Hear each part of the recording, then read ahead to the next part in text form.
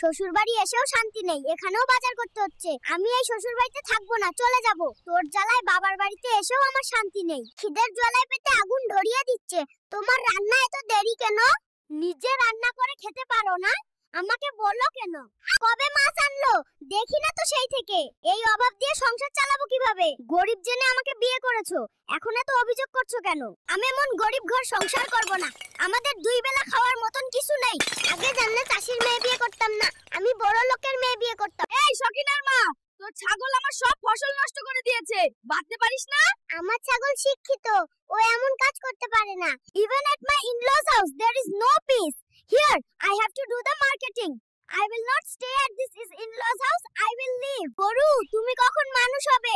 পরের ক্ষেতে ধান খাও।